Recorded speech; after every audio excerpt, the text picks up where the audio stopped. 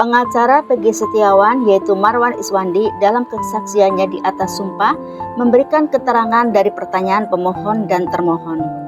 Di awal keterangannya dengan tegas Marwan Iswandi mengatakan dirinya tidak akan panjang lebar berbicara karena kebetulan backgroundnya yang seorang tentara tidak banyak bicara, hanya yang penting-penting saja.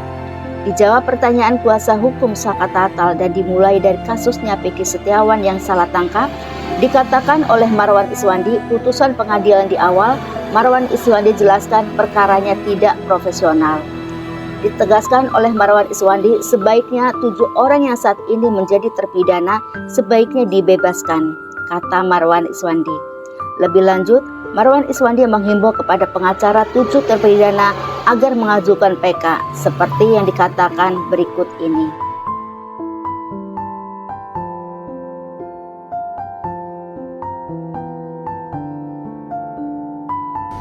Agama? Islam. Pekerjaan dulu TNI, Bu, sekarang pengacara. Kenal dengan pemohon? Sekarang kenal. Ada hubungan keluarga? Gimana, Bu? Hubungan keluarga? Ada hubungan keluarga? Oh, hubungan darah nggak ada, Bu. Tidak ada? Nggak ada, Bu. Hubungan pekerjaan? Nggak ada, Bu. Tidak ada. Kita sumpah dulu ya, silahkan berdiri. Oke, Bu, siap, Bu.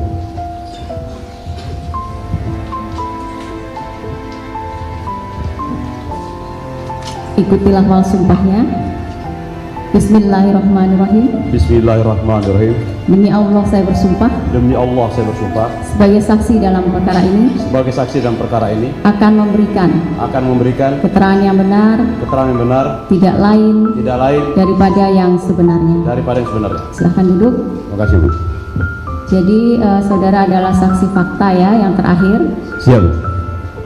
Sebenarnya kami mau memeriksanya besok, tapi ternyata dari kuasa pemohon mengatakan bahwa saudara tidak bisa untuk dilakukan pemeriksaan besok ya. Siap. Jadi kita lakukan pemeriksaan hari ini dengan konsekuensi kita batasi untuk pertanyaannya ya. Dari kuasa pemohon 3 pertanyaan, dari termohon juga 3 pertanyaan. Siap. Ya. Silahkan dari kuasa pemohon. Baik, yang kami hormati Bang Marwan, terima kasih. Dari kemarin sudah menunggu dan baru kebagian hari ini.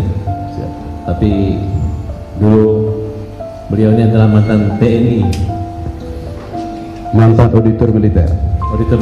Siap.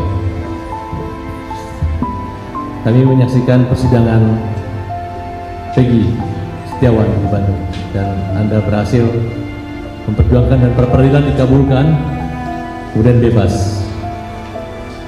Untuk mempersingkat waktu, saudara saksi adalah seorang pengacara yang profesional. Kami hanya minta penjelasan apa dampak kebebasan Peggy terhadap kasus ini dan bagaimana saudara saksi menilai kasus yang kita ajukan PK karena adalah orang-orang yang ditanggap salah tangkap dan kasus kecelakaan yang dialihkan ke pembunuhan dan pemerkosaan. Silakan. Saya nggak banyak lebar bicara. Kebetulan saya background tentara tuh nggak banyak bicara. Yang penting-penting jelas saja. Dari kasusnya Peggy Setiawan yang klien kami yang salah tangkap, dari putusan pengadilan dari awal, kebetulan saya mantan auditor militer, saya lihat perkara ini perkara yang tidak profesional sekali. Sebaiknya dari 7 orang yang terpidana yang itu dibebaskan semuanya. Makanya saya menghimbau kepada para pengacara yang terpidana itu ajukan PK. Tidak ada jalan lain mengajukan PK karena ini telah berkekuatan hukum tetap. Agar semuanya itu dibebaskan. Karena apa saya bilang? Mulai dari Peggy Setiawan, kita lihat yang tarik yang klien kami. Peggy Setiawan jelas namanya Peggy Setiawan, alamatnya di Talun. Sementara Peggy Perum alamatnya di Mundu. Loh, kok dijadikan tersangka klien kami? Identitasnya berbeda, alamatnya berbeda, umurnya berbeda, nggak tanggung-tanggung pasalnya pasal 340. Ini negara apa? Negara hukum seperti ini. Ya begitu juga kita tarik ke belakang terhadap 7 orang yang lain itu. Saya ngelihat 7 orang itu awalnya kematian, saya itu prihatin terhadap keluarga korban itu, keluarganya Eki, keluarganya Penny, saya perhati. atas meninggalnya kedua korban itu. Akan tetapi walaupun ada korban jiwa, tidak boleh sewenang-wenang menangkap orang, mencari orang, harus profesional. Saya lihat di dalam perkara ini cara penangkapannya, karena saya mantan auditor militer, kami nggak seperti itu loh, menangkap orang, menghukum orang.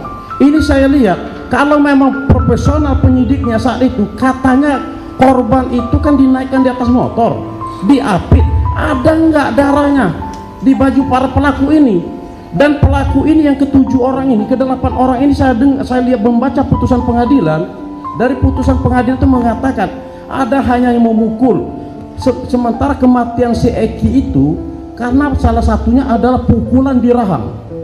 Sementara pelaku 8 orang itu tidak ada yang melakukan pemukulan di rahang. Yang melakukan pemukulan rahang itu adalah si Dani, yang katanya sekarang fiktif. Loh, bagaimana perkara ini? Makanya saya berharap banget di dalam putusan PK ini ke-8 orang ini dibebaskan. Boleh tanya apa lagi? Ya bukan, saya ya enggak, saya tantangin, mau dari pihak penasihat hukum, mau dari jaksa, saya tantangin. Saya juga mantan jaksa militer. Ya, dia dulu mantan TNI AD. Saya juga mantan TNI AD, sama-sama. TNI ya? TNI AD. Oke. Jadi dapat saudara katakan bahwa mereka ini terpidana digiring untuk mengaku, dan karena akibat penyiksaan dan intimidasi sehingga mereka terpaksa, orang-orang kecil ini yang merupakan kuli dan orang tidak memiliki motor dituduh sebagai geng motor oleh kemudian, seperti itu. Menurut pendapat saya, proses hukum dari awal sudah salah. Dari proses hukum salah dan memponis juga salah. Makanya saya bilang, saya berharap kepada kuasa hukumnya lakukan PK itu. Bagaimana saya bilang? Saya sangat prihatin sekali. Saya sangat prihatin dalam perkara ini. Loh, saya bilang penyebab kematian jelas-jelas. Yang lucunya nih dua orang pelaku itu, si Andi dan si Dani itu perannya jelas loh. Saya membaca putusan, dia memperkosa, dan awalnya pengejaran itu kalau menurut putusan pengadilan dari si Andi loh. Waktu itu minum di warungnya Ibu Nini, tapi si Andi dikatakan fiktif, perkara fiktif, tetapi menghukum orang benaran. Ini kasihan saya. Apa pertimbangan hakim di Pengadilan Negeri Bandung ketika membebaskan klien saudara pada perkara perperadilan? Gimana? Pertimbangan hakim sehingga Peggy harus dibebaskan. Peggy dibebaskan? Peggy dibebaskan. Perperadilan. Ya karena salah tangkap, salah satunya. Ya. Dari penetapan tersangka ke penetapan ini? Digugurkan. Semuanya digugurkan. Yang cukup dari kami.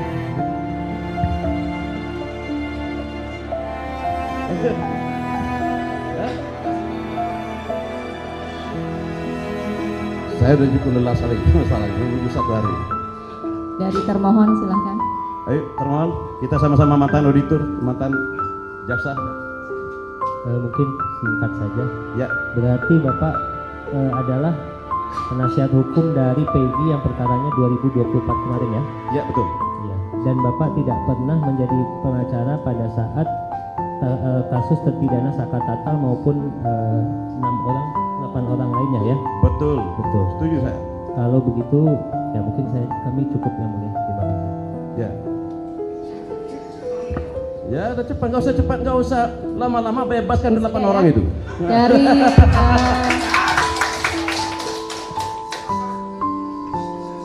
ini kayak orang nonton bola jadinya ya. Ya.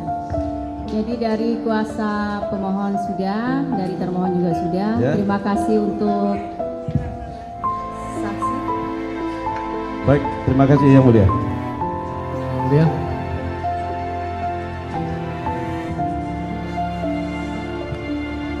pas setengah 10 kurang 5 menit.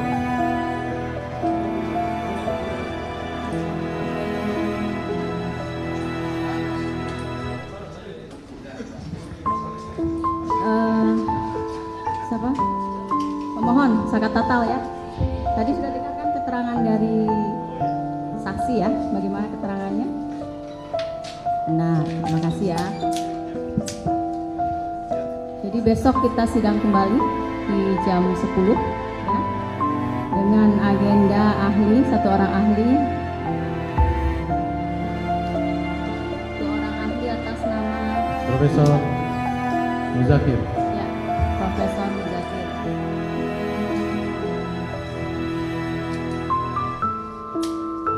Yang mulia, sebelum ditutup boleh kami bicara?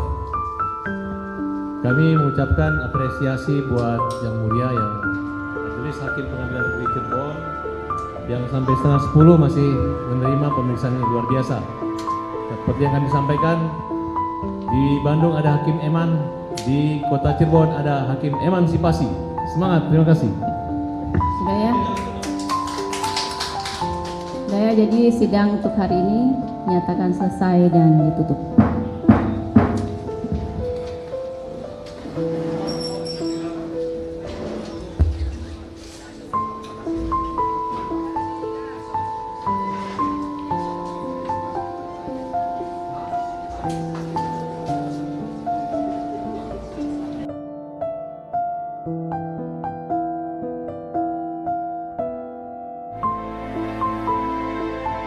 Selesai sudah kabar beritanya untuk hari ini. Saksikan terus berita yang terlengkap, mendalam, dan akurat dari narasumber yang terpercaya. Dan jangan lupa untuk subscribe, like, komen, dan share channel YouTube beritanya. Terima kasih.